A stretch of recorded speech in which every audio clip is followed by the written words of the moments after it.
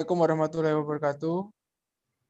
Kami di sini akan mempresentasikan hasil kerja kelompok kami, yaitu teori produksi dan kegiatan perusahaan. Saya sendiri bernama Afrizal Nur Fauzi dan anggota kami ada Ahmad Akbar, Aldila Eka Fitri, dan Sheryl Lorenza. Pembahasan yang akan kami bahas yaitu tentang teori produksi, teori perilaku produsen, bentuk-bentuk organisasi perusahaan, perusahaan ditinjau dari sudut teori ekonomi, teori produksi, fungsi produksi, dan analisis produksi. Sebelumnya ada pengertian tentang produksi. Apa itu produksi? Produksi adalah proses pengubahan input menjadi output, dan produksi meliputi semua kegiatan untuk menciptakan atau menambahkan nilai atau guna suatu barang dan jasa. Slide selanjutnya ada teori produksi. Teori produksi adalah teori perilaku produsen atau perusahaan dan analogi dan teori perilaku konsumen. Analogi dan teori perilaku konsumen ada analogi dana, keseimbangan produsen, hukum yang berlaku, pengetahuan yang sempurna, dan tingkat produksi maksimum. Selanjutnya ada bentuk-bentuk perusahaan. Bentuk-bentuk perusahaan ada 5, yaitu perusahaan perseroan, firma kongsi, perseroan terbatas, perusahaan negara, dan koperasi. Bentuk perusahaan yang pertama ada perusahaan perseorangan. Apa itu? Perusahaan perseorangan adalah perusahaan yang dikelola oleh perseorangan, jumlah sangat banyak, tetapi sumbang produksi secara nasional relatif kecil. Pemiliknya mempunyai kebebasan atas usahanya dan modalnya kecil dan sulit akses pinjaman. Yang kedua ada firma atau kongsi. Firma atau kongsi dimiliki oleh beberapa orang, modalnya dikumpulkan dari anggota firma, setiap anggota bertanggung jawab atas firma tersebut, akses pinjaman relatif mudah, dan pengambilan keputusan lebih lamban dibanding dengan perusahaan perseroan. Dan yang ketiga adalah perseroan terbatas. Perseroan terbatas ada beberapa macam, yaitu yang pertama, produksi dan penjualannya mendominasi perekonomian secara nasional. Yang kedua, relatif sangat mudah memperoleh pinjaman. Yang ketiga, modal bisa berasal dari penjualan surat berharga atau saham. Dan yang keempat, antara pemilik dan pengelola merupakan dua pihak yang terpisah. Dan yang keempat, ada perusahaan negara. Perusahaan negara yang pertama ada pengelolaannya sama seperti perseroan terbatas. Dan yang kedua, modal dimiliki oleh negara. Yang ketiga, pengurus perusahaan diangkat dan diberhentikan oleh pemerintah. Yang keempat, jenis usahanya biasanya menghasilkan produk yang sangat penting pokok bagi masyarakat. Dan yang terakhir, kadang usahanya bersaing langsung dengan swasta.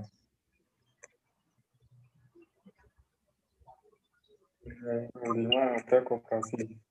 Dalam koperasi ada beberapa macam, yaitu yang pertama, tujuan utamanya tidak memperoleh keuntungan tetapi meningkatkan kesejahteraan anggota. Yang kedua, modal berasal dari anggota.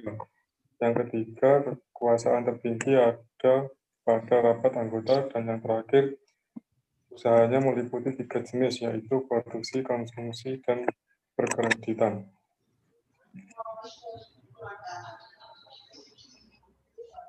Yang selanjutnya ada perusahaan ditinjau dari sisi teori ekonomi. Selanjutnya dijelaskan ada beberapa dua macam. Yang pertama ada tidak dibedakan atas kepemilikannya, jenis usahanya maupun skalanya. Yang kedua terfokus pada bagaimana memperoleh keuntungan yang maksimum. Tujuan utamanya adalah memaksimumkan keuntungan. Tujuan yang lain ada 3 macam, yaitu yang pertama memenuhi kebutuhan masyarakat umum, kedua meningkatkan volume penjualan, yang ketiga menjaga stabilitas politik. Tapi tujuan keuntungan maksimum. Yang pertama, komposisi faktor produksi yang bagaimana perlu digunakan untuk menciptakan tingkat produksi yang tinggi. Yang kedua, komposisi faktor produksi yang bagaimana akan meminimumkan ongkos produksi yang dikeluarkan untuk mencapai satu tingkat produksi tertentu. Teknologi mungkin dalam teori produksi. Yang pertama, fungsi produksi, yang kedua biaya produksi minimum, yang ketiga jangka waktu aktif, dan yang keempat perusahaan dan industri.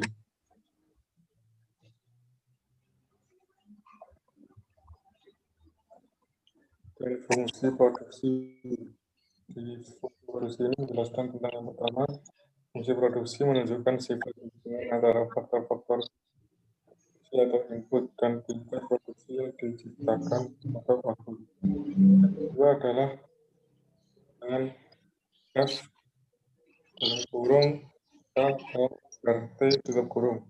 I sama dengan output, K sama dengan modal, L tenaga kerja, R kekayaan alam, T sama dengan teknologi. Faktor yang dipertimbangkan produsen dalam meminimumkan biaya produksi adalah 1. Besarnya pembayaran untuk faktor produksi tambahan. 2. Besarnya tambahan hasil penjualan yang diakibatkan oleh tambahan faktor produksi tersebut. 3. Prinsip produsen mengambil unit tambahan faktor produksi yang biaya per rupiah akan menghasilkan tambahan nilai penjualan yang paling maksimum. Jangka waktu analisis yang pertama, jangka pendek yaitu jangka waktu di mana terdapat sebagian faktor produksi yang jumlahnya dianggap tetap. Yang kedua, jangka panjang yaitu jangka waktu di mana semua faktor produksi bersifat variabel. Perbedaan perusahaan dan industri. Perusahaan yaitu suatu badan usaha yang menggunakan faktor-faktor produksi untuk menghasilkan barang-barang yang dibutuhkan masyarakat. Industri yaitu kumpulan perusahaan yang menghasilkan barang-barang yang sama dalam suatu pasar. Teori produksi dengan satu faktor produksi variabel. Dalam kurung analisis jangka pendek. Yang pertama, pada umumnya faktor produksi yang dianggap variabel adalah tenaga kerja. Kedua, modal, tanah, dan teknologi dianggap tetap atau konstan. Hukum pertambahan hasil yang semakin menurun. Jika faktor produksi yang dapat dirubah jumlahnya terus-menerus ditambah 1 unit, pada mulanya produksi total akan semakin banyak pertambahannya. Tetapi sesudah mencapai suatu tingkat tertentu, produksi tambahan akan semakin berkurang dan akhirnya mencapai nilai negatif, dan ini menyebabkan tambahan produksi total semakin lambat dan akhirnya ia mencapai tingkat yang maksimum untuk kemudian menurun. Beberapa pengertian penting dalam teori produksi. 1. Produksi total, yaitu keseluruhan output yang dihasilkan dari hasil penggunaan sejumlah faktor produksi tertentu. 2. Produk rata-rata, yaitu produksi yang dihasilkan oleh satu orang tenaga kerja atau input variabel.